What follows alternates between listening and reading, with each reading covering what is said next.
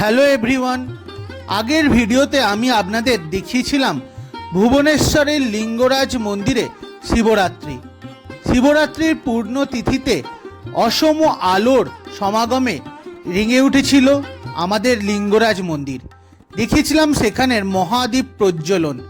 লক্ষাধিক মানুষ উপবাস করে শিবরাত্রির পূর্ণ তিথিতে মহাদীপ প্রজ্বলন দেখে তাদের উপাস ভঙ্গ। দেখিয়েছিলাম সেই বজরঙ্গী দলের মহা ধুমধাম করা আড়ম্বর সেই প্রত্যাচ্ছবি। আজকে সেই দিন আমরা পার করে আজ আমি যাচ্ছি লিঙ্গরাজ টেম্পল থেকে পুরীর জগন্নাথ দেবের উদ্দেশ্যে। এখন ঘড়িতে সময় রাত 12:50। আমি যাত্রা করছি 18450 বৈদ্যনাথ ধাম থেকে আসা পুরীর উদ্দেশ্যে বৈদ্যনাথ ধাম পুরী সুপারফাস্ট এক্সপ্রেসে। এই ট্রেন পৌঁছে দেবে পুরীতে আমাদের রাত 2:05। দেখি কখন পৌঁছায়।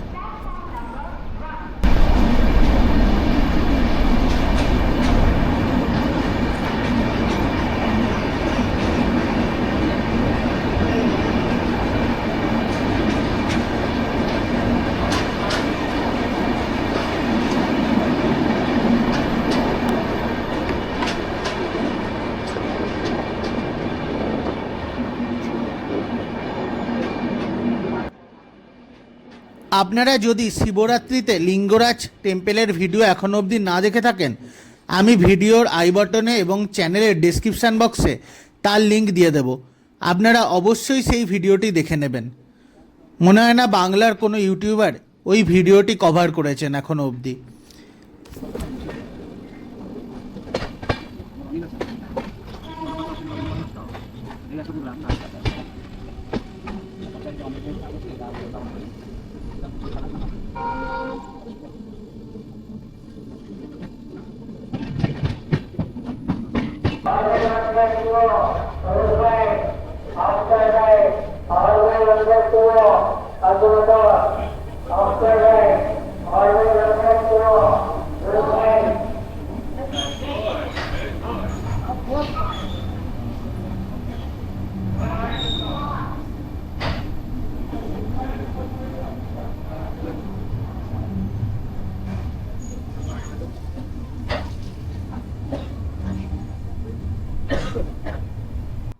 নির্দিষ্ট সময় থেকে 15 মিনিট দেরিতে 2:20 নাগাদ আমাদের ট্রেন এসে পৌঁছালো পুরীর 4 নম্বর প্ল্যাটফর্মে।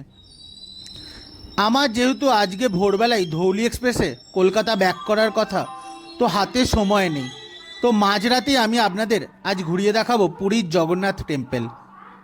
পুরী স্টেশন থেকে একটা অটো ধরে আমি চলে এলাম পুরীর গ্র্যান্ড রোডে। এই রোডটি দিনের বেলা এত পরিমাণ ভিড় থাকে, এত ভক্তের সমাগম আর এত চারিদিকে দোকান, পা দেওয়ার জায়গা থাকে না। আপনারা দেখুন রাত্রেবেলা কি ফাঁকা এই গ্র্যান্ড রোড। 4 ধামের মধ্যে রয়েছে দক্ষিণে রামেশ্বরম, উত্তরে বদ্রীনাথ, পশ্চিমে রয়েছে আমাদের দ্বারকা এবং পূর্বে রয়েছে আমাদের জগন্নাথ পুরী। জগন্নাথ পুরীতে মনে করা হয় বিষ্ণুদেব এখানে তার খাবার গ্রহণ করেছিলেন। এখানে বিষ্ণুদেবের মূর্তি জগন্নাথ রূপে বিরাজিত। এখন চারিদিকে পুরো জনশূন্য। এই রকম যদি পরিবেশ আপনারা পেতে চান তাহলে অবশ্যই রাত্রেবেলা একবার জগন্নাথ পুরীতে দর্শনের জন্য আসতেই পারেন। এখানে গেট খোলে ভোরবেলা 4:30-র সময়। প্রত্যেক দিন এক সময় থাকে না, কোনো দিন আগে কোনো দিন পরে এরকম হতে থাকে। কাল কবে খুলবে সেটা 2 থেকে 3 দিন আগে এদের অফিসিয়াল ওয়েবসাইটে দিয়ে দেওয়া হয়।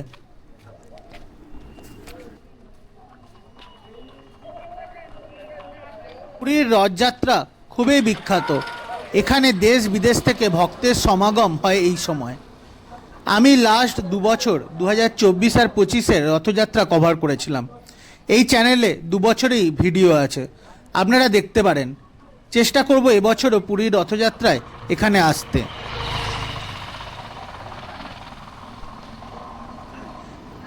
এখন ঘড়িতে সময় 2:45, বলতে গেলে মাঝরাতেই, কিন্তু তাও এখানে অনেক লোকই দেখা যাচ্ছে। শুধুমাত্র ভক্ত নয়, বাইকে দেখুন অনেক এখানকার লোকাল লোকও ঘুরতে যাচ্ছে। রাত মানেই যে কোনো নিরাপত্তার অভাব হবে তা নয়। পুরী খুব সেফ, পুরী নয় সমগ্র উড়িষ্যাই খুব সেফ। আপনারা রাত্রেবেলাও এখানে ট্রাভেল করতে পারেন, কোনো অসুবিধা নয়। আমিও অনেক জায়গায় পুরীতে তথা উড়িষ্যাতেও ভ্রমণ করেছি, কোনো অসুবিধা হয়নি। সে ভুবনেশ্বরের মাঝরাতেই হোক বা ব্রহ্মপুরেই হোক, কোথাও কোনো অসুবিধা হয় না।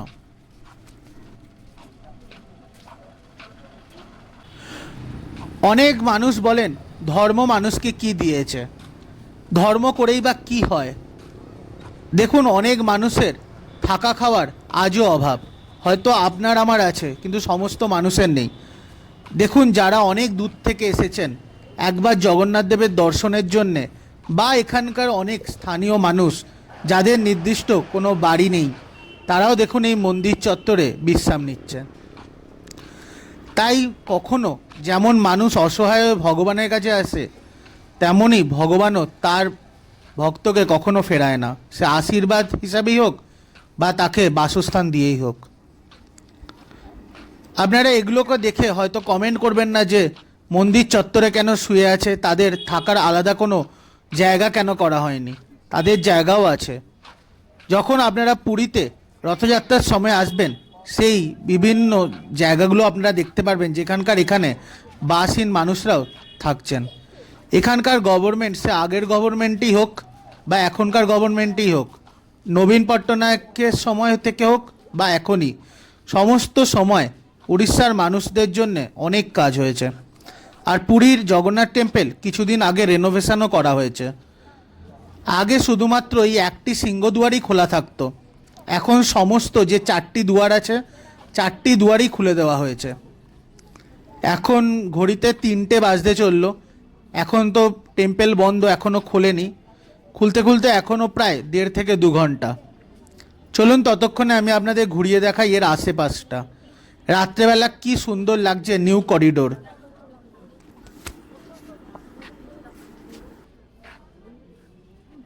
জগন্নাথ দেবের আশীর্বাদে 2024 থেকে আজ 26 অবধি আমি প্রায় 9 করে 25 থেকে 26 বার এলাম জগন্নাথ পুরীতে।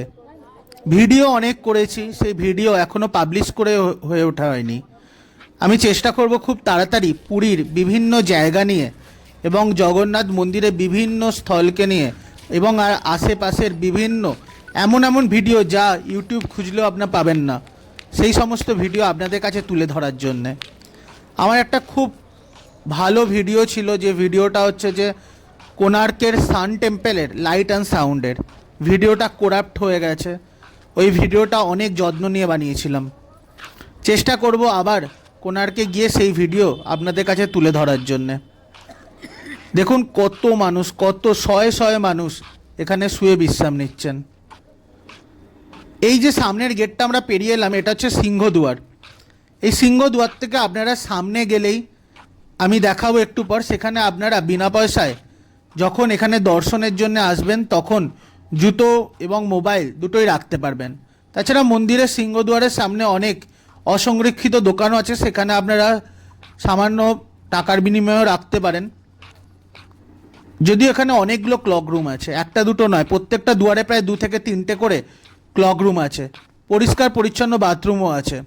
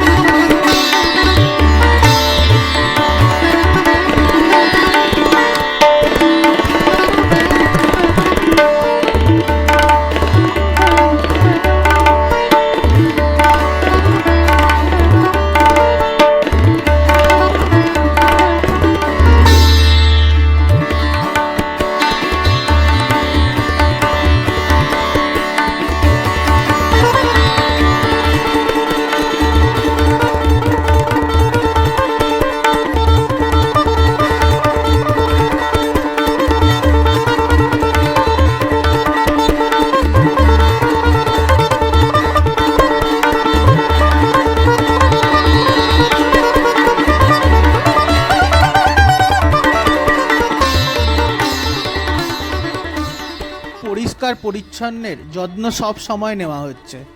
মন্দির খোলার আগে পুরো মন্দির চত্বর, এত বড় এরিয়া, পুরোটা ধোয়া হয়। তাই আপনারা যখন মন্দিরে আসবেন, মন্দিরে এই সুন্দর জায়গাকে কখনো নষ্ট করবেন না। এখানে নির্দিষ্ট জায়গায়, প্রত্যেকটা জায়গায় জায়গায় 10 মিটার দূরে দূরে ডাস্টবিন আছে, নোংরাপত্র সেখানেই ফেলবেন।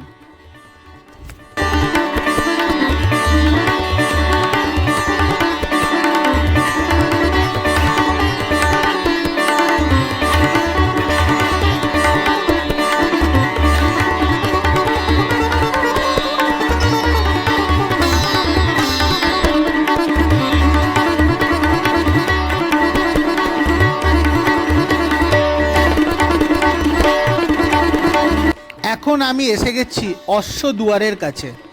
আপনারা যদি স্বর্গদ্বারের কাছাকাছি থাকেন, তাহলে আপনারা স্বর্গদ্বার থেকে যে গলিটা দিয়ে একদম বেরোবেন, তার একদম কাছে হবে এই অশ্বদুয়ারটা।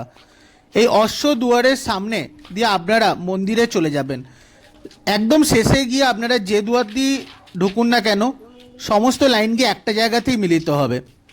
যদি আপনারা মেইন জায়গা থেকে, গ্র্যান্ড রোড মানে স্টেশন, বাস স্ট্যান্ড থেকে আসেন, তাহলে আপনাদের কাছে হবে আমাদের সিংহদুয়ার। আর আপনারা যদি স্বর্গদ্বার থেকে আসেন, তাহলে আপনাদের কাছে হবে এই অশ্বদুয়ার।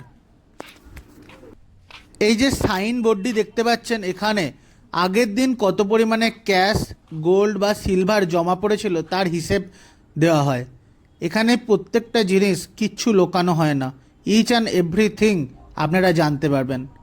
আর যত পরিমাণ টাকা এখানে জমা পড়ে, সমস্তটাই মানুষের সুবিধার্থে কাজে লাগিয়ে দেওয়া হয়।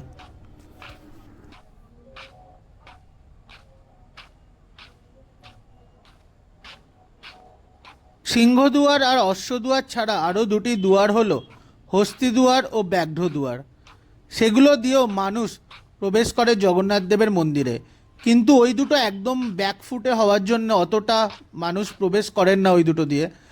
আপনারা যদি একদম ভোর ভোর জগন্নাথ দেবের দর্শন করতে আসেন, তাহলে অবশ্যই সিংহদুয়ার বা অশ্বদুয়ার দিয়ে আসবেন। কারণ ব্যাঘ্রদুয়ার আর হস্তিদুয়ার সকালবেলা খোলে না, ওগুলো খুলতে খুলতে 9টা, 9:30 বেজে যায়।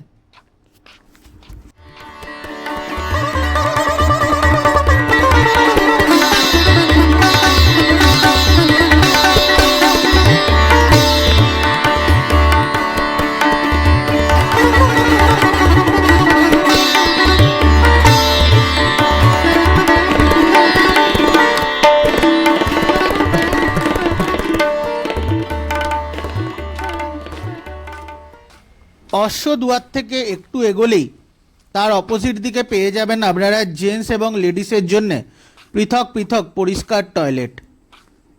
কিছুটা দূর দূরে রয়েছে পানীয় জলের ব্যবস্থা। পুরী হচ্ছে ইন্ডিয়ার মধ্যে প্রথম সিটি যেখানকার পানীয় জলের বিশুদ্ধিকরণ সবথেকে ভালো। কিছুদিন আগে পেপারেও এসেছিল এই খবর। এখানকার বেশিরভাগ মানুষই আমাদের পানীয় জল এই রাস্তার ট্যাপ থেকেই খায়। এখানকার পানীয় জল মিনারেল ওয়াটারের মতোই ভালো কোয়ালিটির। এটা পুরো ইন্ডিয়াতেই হওয়া উচিত, কিন্তু পুরো ইন্ডিয়ার জল এমনই অবস্থা আজকে যে মানুষ কেনা জল ছাড়া খেতেই পারে না। এখন আমি এসে গেছি পুরীর একদম আরেক দুয়ার, ব্যাঘ্রদুয়ারের কাছে। এটা যদিও অপোজিট দিক, আর এই দুয়ারটা অনেক লেট করেই খোলে। এই দুয়ারের অপোজিট দিকেও আপনারা জুতো রাখার জায়গা, টয়লেট, পানীয় জল সমস্ত কিছু পেয়ে যাবেন। শুধুমাত্র আপনারা পানীয় জলের ব্যবস্থা পাবেন না সিংহদুয়ার মানে মেন দুয়ারের কাছে, বাকি সমস্ত দুয়ারগুলোতে আপনারা পেয়ে যাবেন। আর এই দুয়ারের কাছ থেকে দেখুন, একদম জগন্নাথ দেবের টেম্পেলের ওপরে ধ্বজাটি দেখা যাচ্ছে।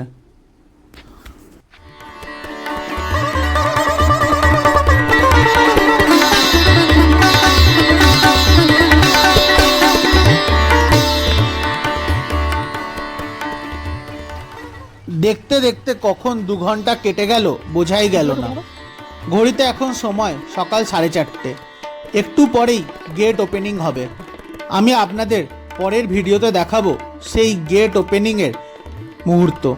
দেখবেন কত ভক্ত দৌড়ে দৌড়ে ছুটে যাচ্ছে জগন্নাথ দেবকে প্রথম দর্শনের উদ্দেশ্যে। ততক্ষণ আপনারা ভালো থাকুন, সুস্থ থাকুন। আপনাদের মতামত জানাবেন কমেন্ট বক্সে। কেমন লাগলো আজকের ভিডিওটি। খুব তাড়াতাড়ি এই চ্যানেলে নিয়ে আসছি আরও নতুন ভিডিও। আপনাদের একটা লাইক, কমেন্ট আর সাবস্ক্রাইবই আমাকে পরবর্তী ভিডিও বানাতে আরও মোটিভেটেড করবে। Thank you.